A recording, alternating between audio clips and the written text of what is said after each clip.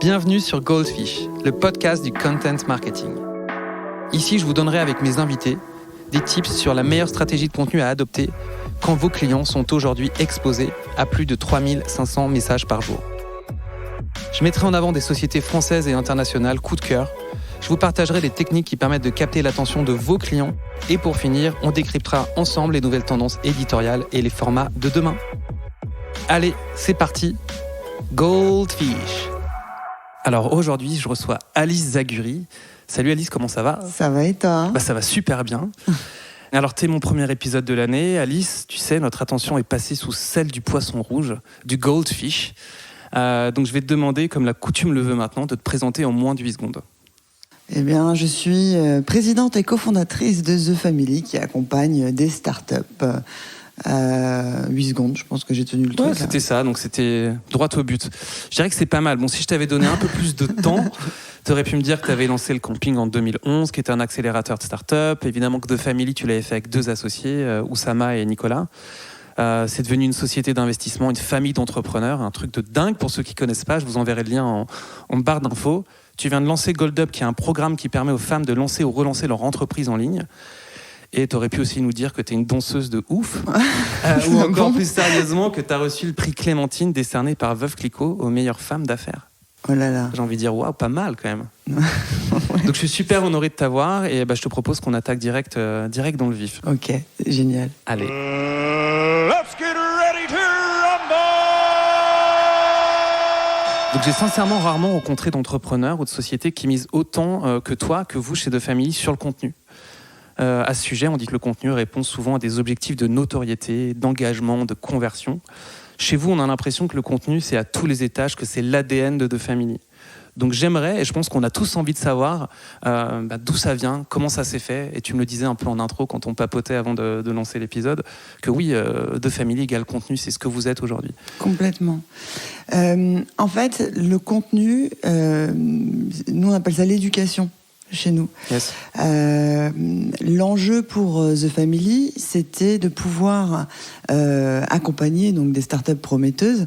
Mais si tu veux, la barrière à l'entrée de la plupart des entrepreneurs, c'était vraiment un état d'esprit entrepreneurial. C'est-à-dire ce qui nous manquait quand on a démarré en France, ce dont on était très conscient avec Nicolas et Oussama, c'était le fait que les gens n'étaient pas encore suffisamment à l'aise avec l'ambition, avec la prise de risque et avec évidemment tout le savoir-faire technique qui manquait ici. Donc on a commencé à faire venir des gens un peu de partout, surtout de la Silicon Valley, et on leur a tendu un micro. Et on les a filmés et on a mis ça en ligne. Donc ça, c'est du contenu vidéo. Aujourd'hui, c'est la chaîne YouTube et c'est ce qui nous a permis de créer un lien avec les gens. C'est aussi le contenu, si tu veux, moi, ce qui m'a donné envie de monter The Family, d'abord, c'est une rencontre, c'est avec Oussama. Donc à l'époque, tu l'as dit, là, je dirige le camping chez Silicon Sentier, donc je suis employée. Je dois accompagner des startups sur une période de 3 mois. Je galère pas mal parce qu'il y a très peu de mentors que je trouve au goût du jour. C'est-à-dire j'ai beaucoup de gens qui ont monté des boîtes intéressantes, mais qui sont des business models des années 2000. On est quand même en 2011 et il me manque un update quoi dans ce qu'il peut y avoir de business model. Donc je rencontre plein de gens intéressants aussi, et puis un jour je rencontre Oussama et je lui demande plutôt que de faire à chaque fois des rendez-vous en face à face avec chacune de mes startups, de monter sur scène et de dire une bonne fois pour toutes ce qu'il pense. Et en fait, je sais pas à ce moment-là que c'est un peu un challenge pour lui, qu'il a pas tant l'habitude de ça. C'est drôle. Ouais. Quand on le connaît maintenant, on se dit voilà. mais sérieusement, mais oui. Ouais. Et on le filme. Et c'est une des premières vidéoconf d'Oussama. Et je pense que lui, il a aimé l'exercice, mais les gens dans la salle ont encore plus apprécié l'orateur. Et donc lui, il m'a donné envie d'aller plus loin. Donc quelque part, Oussama, c'est aussi ce qui a permis à The Family d'avoir une voix une voix différente, qui donnait une façon d'être au monde en tant qu'entrepreneur dont les Français pouvaient qui pouvaient s'accaparer, et qui en même temps s'inspirait largement des façons de faire des startups de la vallée, quoi. Je comprends. Donc il y avait une volonté d'afficher, par cette prise de parole déjà, ou de planter une sorte de drapeau, de dire maintenant nous on est là. Et on a quelque chose de fort à vous raconter. Et tu l'as commencé très simplement par un premier talk. Et après, j'ai l'impression que ça a été construit à base d'une stratégie. Alors, ça nous intéressera. Je te poserai peut-être une ou deux questions derrière là-dessus. Mais assez millimétré, avec un manifesto qui exprime qui vous êtes quand on rentre dans vos bureaux, avec des landing pages sur votre site qui sont hyper clairs, avec des posts sur les réseaux sociaux qui fonctionnent super bien, des tribunes sur Medium qui génèrent des likes et de folie. Et ça, ce qui m'intéressait, c'était de comprendre si du coup, une fois que tu as fait cette observation-là, j'ai l'impression à l'époque, de comprendre comment ça s'est construit. Est-ce que c'est toi qui l'as porté ? Est-ce qu'aujourd'hui, d'ailleurs, cette organisation a changé et tu as des gens qui t'aident à véhiculer, à porter le message de The Family, à quel point vous vous engagez aux côtés des entrepreneurs ? Est-ce que ça a été facile ? Est-ce que toi, tu t'es forcé ? Voilà, l'organisation, quand on est dans le contenu, c'est vraiment un des premiers sujets auxquels on pense, parce que de mon observation, de mon expérience, il n'y a pas une boîte qui fonctionne de la même façon là-dessus. Donc, essayer un peu de comprendre comment toi, tu as construit une super belle machine aujourd'hui à partager des contenus engageants. Et ouais, ça c'est vraiment un truc dont j'aimerais parler avec toi. Je trouve ça très chouette que de l'extérieur, tu aies l'impression que ce soit une grande stratégie. Oui, c'est ça le truc. Alors qu'en fait, non. Alors qu'en fait, si tu veux, ce qui est très difficile dans ce métier, c'est de garder la spontanéité. Donc, dès que tu mets du process dans du contenu, tu deviens chiant. Okay. Donc, garder cette fraîcheur et cette capacité à... Il y a un sujet qui me tient à cœur, qui est pertinent, boum, j'écris un article Medium. Ça, tu peux pas... C'est comme, tu sais, quand tu te fixes des rendez-vous avec tes potes, vous vous dites, allez, toutes les 2 semaines, on va se voir. Bon, tu tues l'ambiance, quoi. C'est-à-dire qu'on t'as plus envie de voir tes potes parce qu'il y a un rendez-vous fixé. Bon, c'est pareil dans le contenu. Je pense que si tu veux garder cette fraîcheur, tu peux pas prévoir d'être bon, en fait. T'es bon parce que tu l'as pas prévu. T'es bon parce que t'es libre. Et donc, si tu veux, pour nous, le contenu, il est essentiel pour 2 raisons. Un, il va faire passer de l'éducation, parce qu'on appelle de l'éducation, c'est-à-dire du savoir-faire, de l'expérience. Donc, on perd moins de temps. C'est-à-dire que les gens s'accoutument à ce savoir, on parle le même langage, on partage une culture, et donc s'ils sont d'accord avec ce qu'on raconte, et si ça leur a servi, alors ils candidatent, que c'est ça qui nous intéresse. Okay. Quand les entrepreneurs en herbe candidatent à The Family parce qu'ils nous font confiance, parce qu'ils ont regardé ce contenu, ils l'ont utilisé, et ensuite on perd beaucoup moins de temps parce que on a comme une forme de familiarité.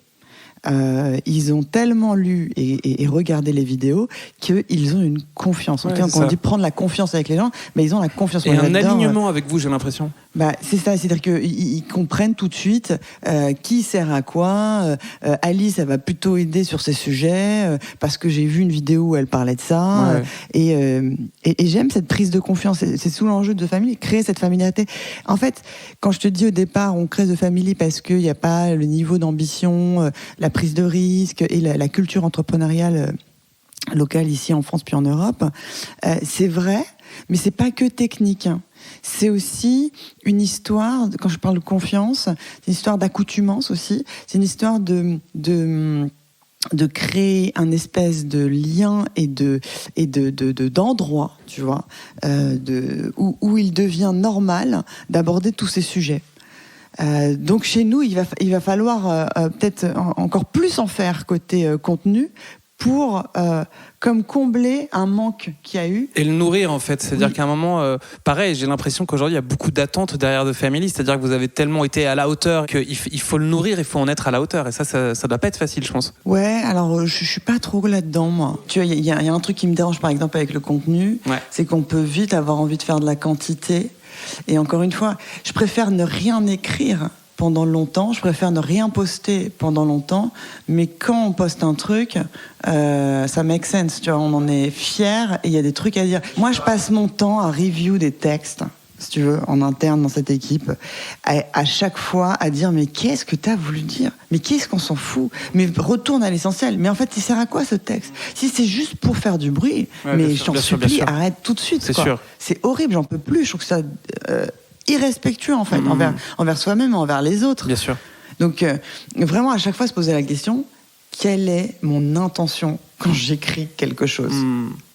Vraiment et surtout être le plus concis, être le plus clair possible. Clair et sincère en fait, j'imagine. Si t'avais envie de faire ça, donc tu le et fais et là tu mieux. le partages. Et le moins le mieux. Okay, alors après je dis ça, on fait des vidéos de 2 heures qui n'en finissent plus. Et puis vous avez le fridge de contenu avec plein de choses dedans, mais génial aussi. Mais je comprends, enfin en tout cas ton point il est très clair, il est de dire qu'il faut pas se faire aveugler ou dominé par la nécessité de sortir un contenu à telle date. Il faut faire contenu. Attention à ça. Tu parles des goldfish, là, de l'attention qui est finie, mais on en est. Enfin, je veux dire, on n'en veut plus. Je pense que c'est pas structurel. C'est-à-dire, c'est une tendance. Et je pense qu'on va revenir à un truc assez essentiel. Exactement. On va le vomir tout ce contenu. Qui est partout, quoi. Cool. Je crois que en parlant de contenu, d'un contenu plutôt sympa que toi tu pousses relativement régulièrement, du coup au gré de tes envies, j'ai l'impression, c'est ta newsletter à toi, enfin la news que t'envoies à ton réseau. Et donc là, on va le décortiquer en fait ce contenu-là et notamment l'analyser autour de chiffres que tu vas nous partager parce qu'on aime bien quand c'est pas trop bullshit.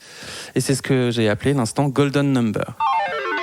Golden Number. There you go. Donc voilà, en effet, un chiffre un peu clé que tu voulais me partager. Tu commençais à m'annoncer ton taux d'ouverture là de ta news. J'ai fait yes, pas mal quand même. Ouais, donc je voulais que tu nous en parles et que tu nous expliques comment tu y es arrivé. Ok. Donc en fait, je suis super contente parce qu'avec la newsletter que j'envoie, qui est la newsletter de The Family, parce que Nicolas Collin a sa newsletter qui est très orientée compréhension des enjeux économiques à grande échelle où il va angler sur un sujet. C'est assez dense, c'est le style Nicolas Collin, quoi. La newsletter de The Family où j'écris, c'est beaucoup plus le mood du moment, voilà ce qu'on défend ce mois-ci, voici les événements auxquels vous devez assister, voici les articles que vous devez lire, voici les startups que vous devez rejoindre, etc. Donc c'est de la news, quoi, c'est de la news mensuelle qui est centrée sur la communauté de Family. Et souvent, elle vient rappeler des valeurs qui sont importantes, tu vois. Je comprends. Là, c'était 2020. Mais donc celle-là, par exemple, tu l'avais pas forcément planifiée. Je sais que chaque mois, il faut que j'en écrive une. Là, pour le coup, Okay. La newsletter, j'essaie d'être consistante. Okay. Ça, c'est un des rares trucs. Non, là où tu planifies pas, c'est tes articles Medium, c'est les posts Insta, c'est les LinkedIn, les machins. Mais ça, c'est ton rendez-vous, donc Ouais, non, ça, pour le coup, c'est hyper important. Et en fait, si tu veux, c'est plus de l'organisation et de faire remonter les infos importantes de ce que tu as envie de partager. Et donc, là, sur cette newsletter, on a fait du ménage. On avait 120 000 abonnés en tout. Et puis, moi, j'ai eu envie de passer de MailChimp à Substack. Je crois que c'est Substack. Tu vois, non, je le connais pas, mais j'irai checker. C'est un nouvel outil pour les newsletters parce que j'en pouvais plus de MailChimp. Je trouvais ça pas design, pas joli. D'un device à un autre, il y avait des images qui grossissaient. Ouais. On pouvait rien maîtriser. Et en fait, c'est hyper important, la gueule de ta newsletter. Et donc, on a changé pour Substack que Nicolas Collin utilisait, qui est beaucoup plus clean, beaucoup plus simple, où tu as moins de possibilités de design, mais en fait, au final, ils ont fait les choix pour toi. Tu le recommandes, cet outil, il est cool. De ouf. C'est un peu le médium de la newsletter. Canon. Et oui, parce qu'en plus, après, derrière, tu peux retrouver l'ensemble des newsletters sur un seul et même endroit. Ok, canon. Et donc, on en a profité pour cleaner la base d'emails et ne reprendre que les gens qui ouvraient nos emails. Ok. Voilà. Donc, ce qui fait qu'on est tombé à 60 000. Donc on a quand même divisé par 2, si tu veux, la base d'email. Et le taux d'ouverture, c'est 42%. Là où avant, t'étais à ? Là, avant, j'étais à 25. Ok.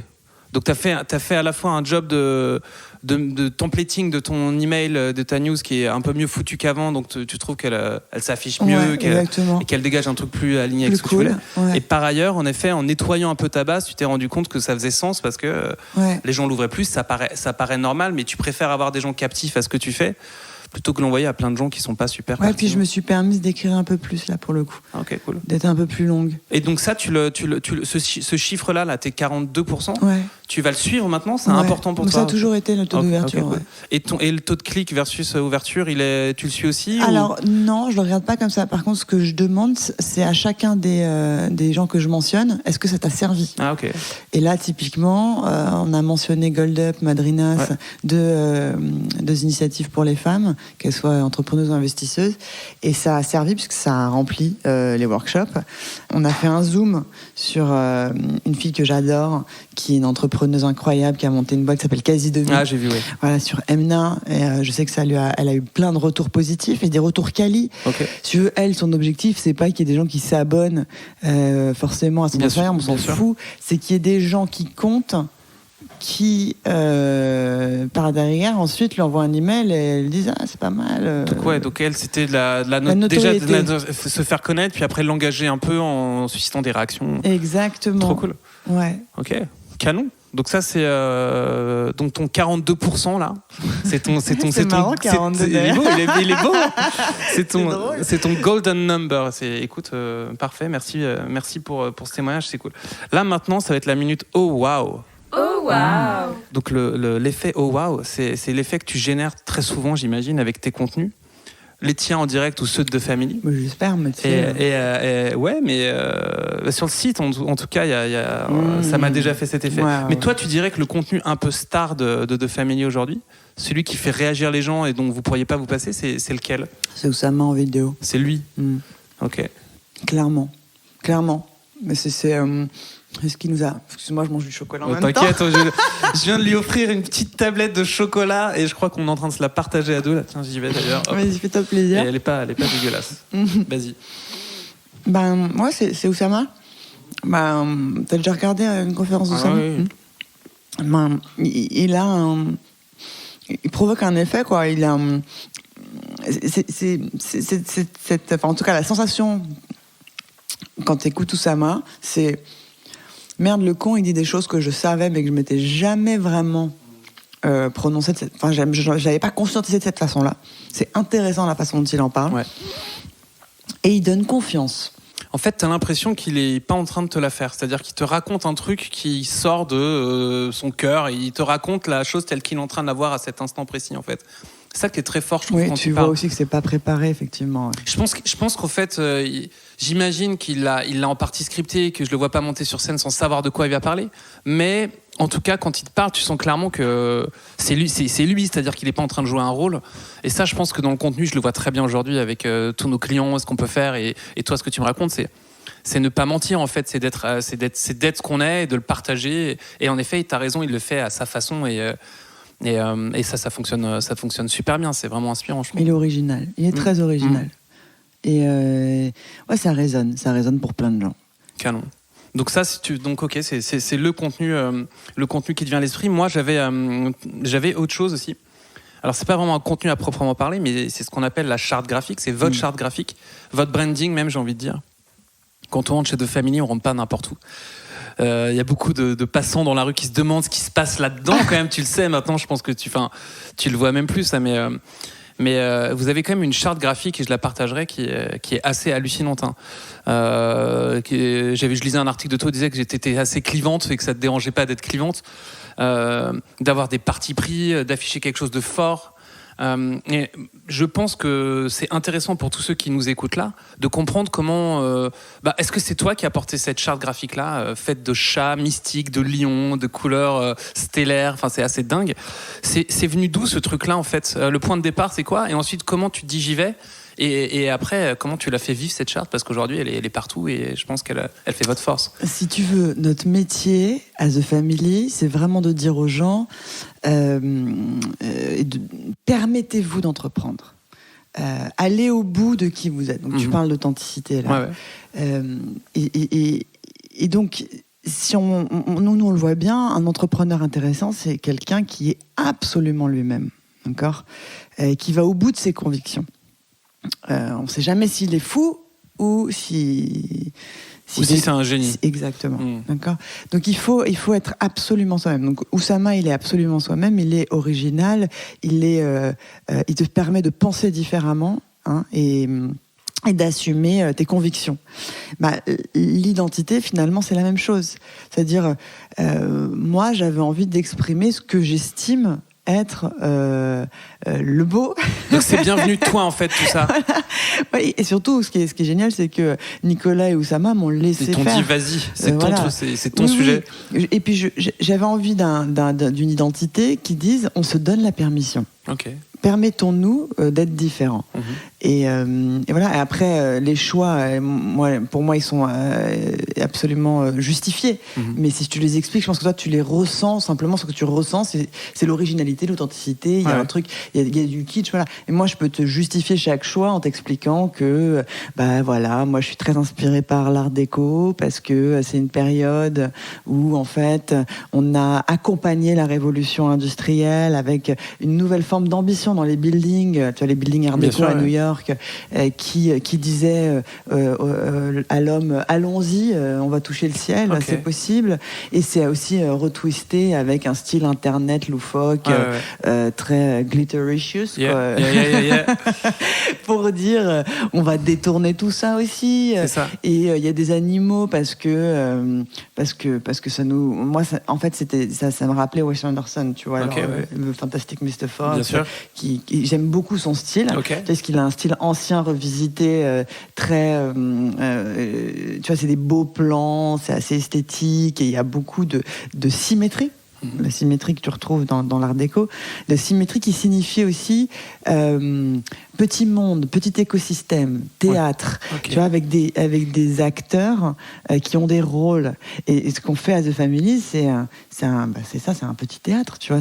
On met les gens sur scène, mais c'est aussi, on adresse un écosystème, donc un monde où on pense que chacun a un rôle à jouer dans ce monde de l'entrepreneuriat, et où donc, tu vas théâtraliser un petit peu chacun de ces personnages. Et nécessaire. Donc tu verras dans les images de famille, il y a toujours cette symétrie, cette immersion, cette idée de théâtre, cet humour et ce décalage. Et comment tu as réussi? Donc je comprends, c'est très clair. Et il faut aussi arriver dans ces moments-là à trouver quelqu'un qui va réussir à matérialiser ce que toi tu as imaginé. Ouais. Donc c'est toi qui as créé ou t'as Non. Au tout départ, c'est ma sœur qui est artiste, cool. qui design avec son ami le logo. Donc elle a tout capté, elle nous sort le phénix, les couleurs. Ensuite on travaille avec des agences, on va travailler avec l'agence Lord, qui est génialissime. Je les connais, ils sont top. Et ils vont nous faire notre premier site internet, qui est un truc absolument cryptique, personne ne comprend rien. Et après, on essaie de faire un effort de transparence où on rend beaucoup plus explicite The Family. Et les sites, il y a eu 3 ou 4 versions. Après, on a internalisé, il y a des designers qui sont rentrés. Et c'est souvent, moi, j'aimais bien travailler avec des jeunes. Donc, il y a eu Camille, il y a eu Ousmane, il y a eu Julia. Je les connais, Donc, c'est vraiment des gens qui ont souvent, ils ont à la fois une culture iconographique, ils savent en parler, et puis ils ont une bonne capacité, tu vois, d'exécution. Bien sûr. À The Family, le truc, c'est qu'on demande à chacun de nos employés, dès qu'il a appris un truc, de le partager sur scène. Donc même un designer qui peut être extrêmement timide, il doit monter sur scène pour raconter comment on fait pour créer des identités qui nous ressemblent. Cool. Et donc ça les met en capacité, voilà, à aller plus loin que simplement l'exécution, mais à mettre du sens dans leur démarche. Il y a une de ce que j'entends aussi un peu en filigrane, il y a un peu une mise en danger.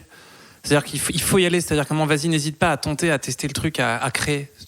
Ouais, mais c'est pour ça que les gens viennent aussi, parce qu'ils veulent pas être cantonnés à un rôle, ils veulent grandir. Bien sûr. Ils veulent s'explorer. Bien sûr. Et très souvent, les employés de The Family montent des boîtes ensuite. Bien sûr.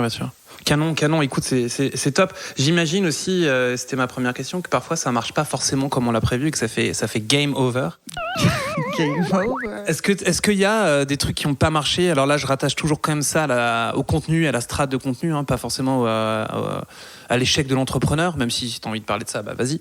Mais qu'est-ce qui est des tentatives de créa, de format qui n'auraient pas forcément marché et comment tu as réussi ou vous avez réussi à piloter le truc, à trouver une parade?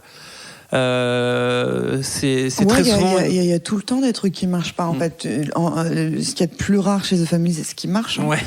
Mais c'est juste que les trucs qui marchent pas, on s'en souvient pas. On avance. Il y en a plein. L'année dernière, on a tenté un contenu qui s'appelait Constellation, qui était rendre plus. Enfin, c'était des workshops où on voulait expliquer, industrie par industrie, qui étaient les nouveaux entrants, les nouveaux acteurs, aux gens de cette industrie, tu vois, aux gens de cette industrie, mais au corporate un peu plus traditionnel. Ça n'a pas marché. Ok. Bon, il y en a, mais ça, c'est un exemple parmi tant d'autres. Ouais. Et te dire pourquoi ça n'a pas marché, alors là, je n'en sais rien. Ouais. On continue de lancer plein de trucs et quand ça marche, on fonce, quoi. Donc finalement, ça fait partie du modèle que de se dire qu'on va se rater, mais voilà, que ça vous sert aussi d'une certaine façon, ça fait partie du. On passe notre temps à rater plein de trucs et on ne retient que les trucs qu'on réussit. Bien sûr, c'est cool tout ça, c'est cool. Je voulais te donner 2 minutes pour que tu nous parles d'un projet qui te tient à cœur. Alors nous, c'est Goldfish et toi, tu vas nous parler de Gold Up, donc il fallait forcément à un moment te donner une petite tribune pour ça. Tu veux nous en dire 2 mots ? Ouais, carrément. Gold Up, c'est un peu c'est un projet qui m'a fait kiffer en 2019 et qu'on va vraiment faire grandir en 2020. En gros, le projet, il est simple. Il n'y a pas de nana dans l'entrepreneuriat. Il y en a beaucoup trop peu. À The Family, c'est moins de 5%. Ça fait 6 ans que je suis dans cette boîte et là, je commence à en avoir marre parce que je vois les choses qui n'évoluent pas. Et j'avais l'impression que ça bougeait, ça, quand même. Mais finalement, non. Pas chez nous, tu vois, et peut-être ailleurs. C'est dingue. Mais bon, tu peux pas rattraper comme ça, même en 6 ans de The Family, même avec toute l'éducation qu'on fait. Je veux dire, les siècles d'inégalité, tu vois, envers les femmes. Et donc, j'étais pas pour, mais je me suis dit, vas-y, essaye quand même de faire ça pour voir. Okay. J'étais pas pour les programmes genrés, tu vois, ça me faisait vraiment, ça me posait un problème. Tu vois, de dire on va séparer les filles des garçons. Oui, je vois tout à fait. Mais il fallait faire quelque chose. Philosophiquement, ça me faisait chier. Oui, et en même temps, en fait, je voulais tester parce que je ne crois que ce que je vois, nous fallait tester. Et il y avait une sociologue qui m'avait dit, une anglaise, qui m'avait dit, Alice, The Family est tellement ambitieux, vous affichez l'ambition comme ça un peu partout, sur les murs, dans vos discours, etc., sur le site. Tu te rends pas compte à quel point l'ambition, les femmes ne s'autorisent pas à être ambitieuses.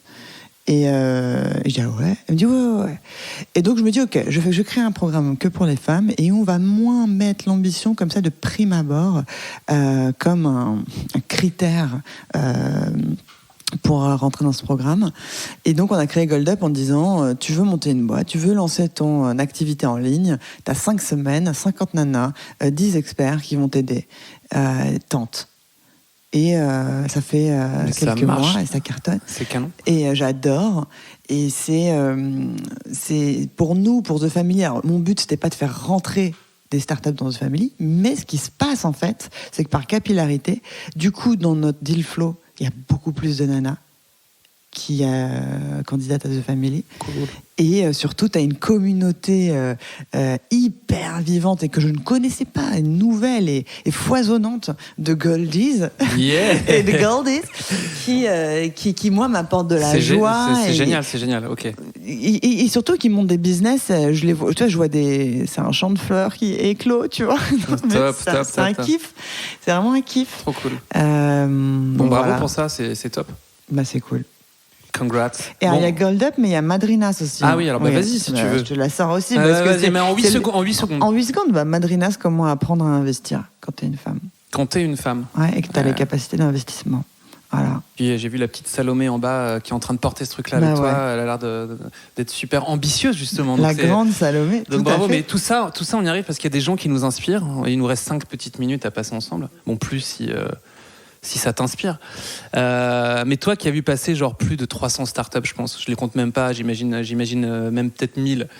Laquelle finalement t'as le plus impressionné par la maîtrise de son discours et la cohérence de ses contenus finalement? Une boîte qui se tient vraiment bien, qui, à l'instar un peu de ce que toi tu as pu faire chez The Family, est partie d'une intuition forte et ensuite la dérouler, arriver à inspirer les gens et à capter leur attention justement. T'as une évidence qui te vient comme ça en tête ou justement il faut chercher? Non, il y en a plein. Alors vas-y. Ouais, il y en a plein. Moi, t'as interviewé Comet. Ouais. J'adore. Je trouve qu'ils sont très très forts dans le content. Ils ont vraiment compris ça. J'aime énormément Agricool, évidemment. Parce que pour moi, je les ai vus depuis le départ et si tu veux, les valeurs sont restées les mêmes. Tu peux nous pitcher Agricool, ils font 2 fils d'agriculteurs qui ont envie de faire pousser des fraises sans que ce soit polluant, sans OGM et sans pesticides. Donc ils le font dans des containers. Ils arrivent et c'est une innovation, c'est-à-dire qu'en fait il faut faire pousser des fraises avec une lumière LED. Ouais, pas évident. Non. Et tu trouves qu'ils le racontent bien ça, du coup ils arrivent bien à transmettre à quel point. Ouais, faut regarder leur site internet. Moi, vraiment depuis le départ, je vois cette histoire être racontée et ce que j'aime, c'est la cohérence entre les fondateurs et ce qu'on voit de leur boîte. Okay, ouais. J'aime énormément Payfit parce que c'est pareil. Alors c'est pas des as du storytelling. C'est simplement que cette marque, le produit et les fondateurs, il y a une cohérence et une logique. C'est évident. C'est ça. Hier, on a fait une conf sur les industries pas sexy. Et comment le contenu pouvait pas les sauver, mais en tout cas les aider à faire la différence. Ils sont quand même en train de le démontrer aussi. La paye, c'est pas non plus un truc à la base qui passionne les foules. Et en effet, t'as raison, ils arrivent parce qu'ils s'éclatent sur ce projet-là et via leurs produits à raconter de belles histoires et à ce que ça cartonne. Donc t'as raison, c'est complètement super belle boîte. Ok. Bon allez, on va bientôt. Après, excuse-moi. Ouais, vas-y. La queen du contenu, c'est Chanty Biscuit. Ouais. Donc, franchement, elle, on peut pas ne pas la citer, quoi. Je vais partager l'insta de Chanty, je crois qu'elle s'appelle Chanty. C'est Chanty, ouais. Son prénom c'est Chanty, mais c'est Chanty Biscuit, le compte qui cartonne. Qu'est-ce que tu excuse-moi, attends, pardon. Les meilleurs des meilleurs, mais je savais bien en même temps. Mais parce qu'ils vont te le reprocher en fait finalement. Mais non, mais c'est Tajine Banane. Tajine Banane. Ah ouais, regarde ça. Rien que le nom, ça me donne envie d'aller. Mais c'est génial. Tajine Banane, voilà, l'histoire de Tajine Banane. Donc ça s'appelle Tajine Banane. C'est une marque d'allaitement, donc c'est vraiment soutenir les femmes qui ont envie d'allaiter librement partout. Donc c'est une belle marque de t-shirts très engagée, pratique pour les femmes qui veulent allaiter. Et Tajine Banane, ça vient du couple. Donc c'est une femme qui a monté cette boîte, Ali. Et en fait, Ali, elle est d'origine, je sais plus si c'est Maroc ou Algérie. Et son mec, il est antillais, je crois. Et donc ce couple, quand tous leurs amis les appelaient Tajine Banane, on va manger chez Tajine Banane. Et c'est resté. Et donc c'est resté, voilà. Et en fait, ça montre juste, si tu veux, l'ouverture d'esprit, le melting pot et le mélange qui fait cette nana. Et même, si tu veux, aussi sa marque, parce que cette marque, donc c'est elle qui est la tête de proue, qui dirige tout ça, mais elle est accompagnée de son frère et de son mec. Ok. C'est encore une histoire de famille. Encore une histoire de famille, et surtout aussi une histoire d'hommes féministes, d'hommes qui soutiennent une démarche, tu vois, qui va dans le sens d'aider les femmes, d'aider les mères de famille. Tu nous conseilles de les découvrir comment, du coup, eux c'est Instagram. Insta, ok. Ok, top. Tu vois, je connaissais pas, donc je vais aller voir ça direct. Ouais. L'engouement que ça suscite. C'est fou. Ça fait quelques mois à peine qu'ils sont lancés. Génial. C'est une très très belle marque. C'est ouf. Bon, allez, on va terminer par des questions un peu plus légères. C'est ces questions pour un content champion. Ça fait des années que vous aviez envie de venir nous voir. Non, absolument ça, c'est faux, pas. D'accord. T'es prête ? Vas-y. Ok. Si Alice Zaguri était un contenu, elle serait quoi finalement ? Elle serait un podcast ? Elle serait le dernier tube de Beyoncé ? Elle serait un mème ? Non, elle serait une BD. Elle serait plutôt un format papier. Ah. Ouais. Je te filerai. J'ai fait un petit bouquin qui raconte toute l'histoire de The Family en dessin. Et c'était un cadeau qu'on a offert à toutes nos boîtes et à tous nos investisseurs. Et j'ai pris énormément de plaisir à faire ça. Tu as trouvé un dessinateur ou tu l'as fait ? Je l'ai fait moi-même. Toi ? Ouais. Right. Mais tu vas voir, les dessins, ils sont marrants. Ça, c'est du contenu. Ils sont pas du tout aboutis, mais donc c'est toi en fait. Ils disent complètement ce que j'avais envie de dire. Génial. Quoi. Ouais. Génial. Ok, cool. Bah, j'ai hâte que tu me l'offres. Si t'étais un emoji, tu serais quoi ? Ah, je serais une combinaison d'emojis. Je serais le cœur rose avec des petits sparkles. Ah ouais, je le vois. Puis la tête jaune, là, mais pas celle qui fait le grand sourire, celle qui est un peu crispée et qui... oui, c'est ça. How is it gonna happen? What's next? Voilà. Et ensuite, pour la symétrie, cœur rose encore. Cœur rose, il y a du love là-dedans. Ouais. J'aime bien. Ok. Alors, celle-là, elle est un peu compliquée, mais si t'étais le texte du call to action de la dernière landing page de GoldUp, en gros, le truc qui fait qu'on va rentrer dans GoldUp, ce serait quoi ? Genre un claim qui nous donne envie de cliquer. Un bouton, t'imagines un gros bouton, on va appuyer dessus. Je mettrais bien t'attends quoi, ou bah alors, ou bah ouais, ou tu vois quelque chose d'un peu provocateur. Un peu familier, qui interpelle, quoi, qui dit bah alors, mais qui ne dit pas achète maintenant, qui ne dit pas qui fait réagir en fait. Oui, qui est plus dans du parler, quoi, qui est plus dans simplement une phrase que je pourrais te lancer comme ça. C'est ça qui marche mieux finalement. J'aime bien donner la sensation sur ces interfaces qu'on est en conversation. Ah, je comprends. Tu vois. Alors j'en ai plein d'autres, mais je vais tailler un peu maintenant. Mais tu peux choisir entre une chaîne YouTube qui te plaît en tant qu'entrepreneur, tu vois, un blog que tu lis quotidiennement et que tu as envie de nous partager, ou un livre qui t'a amené vraiment un moment à comprendre la secret sauce, qui t'a vraiment éveillé sur ton métier d'entrepreneur aujourd'hui. En termes de contenu, c'est Paul Graham. Tu vois, c'est son blog. Franchement, faut lire ses papiers, faut lire. Après, j'évite le plus possible de lire des bouquins business parce que ça m'ennuie profondément. Je lis beaucoup, mais c'est autre chose. Des romans. C'est des BD sur des histoires de boîtes. C'est des BD, j'adore. Je sais pas, en ce moment, je lis un bouquin qui s'appelle Undercover. J'adore. C'est sur une meuf, mais c'est une histoire réelle d'une meuf qui était à la CIA. Quand elle avait 20 ans, une américaine. Ça ou de la science-fiction. Donc sortir finalement aller trouver l'inspiration et triper ailleurs que dans les trucs trop attendus sur comment devenir meilleur. Ah non, au secours. On en a tous un peu marre de... Mais j'ai jamais réussi à écouter ça. Non, je comprends. Non, je peux pas. J'ai une question un peu piège à te poser. Tu préfères signer 5 nouveaux clients chez GoldUp ou The Family ? Ouais. Grâce à ta dernière newsletter ? Ouais. Ou avoir un portrait de 2 pages dans Vogue US, genre Alice Zaguri, rockstar, mais que ça te génère 0 client. Ok. Alors, tu préfères... franchement, je préfère signer des clients. Ok. À The Family, on en a, mais alors strictement rien à faire. Tu vois, de ce qui va nous rapporter de la fame sans résultat. Même ça peut être contre-productif d'avoir un portrait dans Vogue US. Ok. Ouais.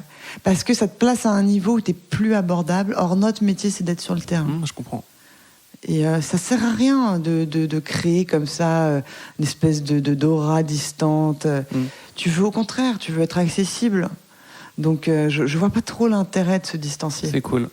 C'est cool. Écoute, c'était la réponse, pas que j'attendais, mais en tout cas que... Mais oui, je m'en doutais un peu, mais je trouve ça quand même super intéressant parce que je sais pas si tout le monde répondrait de la même façon à la question, sans que ce soit une mauvaise réponse d'ailleurs. Mais bien sûr, je pense vraiment que tu l'as... C'est une histoire de justification. Parce qu'il y a des gens qui ont besoin, quand tu builds une marque, par exemple, tu crées une marque, il faut créer du fantasme. D'accord ? Donc c'est normal que tu sois que tu donnes envie, un objet de désir. Exactement. Nous, notre enjeu, c'est d'être accessible. Ce serait ton mot de la fin ou tu veux en ajouter un autre ? Non, je pense que ça finit bien. C'est pas mal. Ça. Ouais. Bon, merci encore Alice. C'est un plaisir. Merci à très vite. toi. Go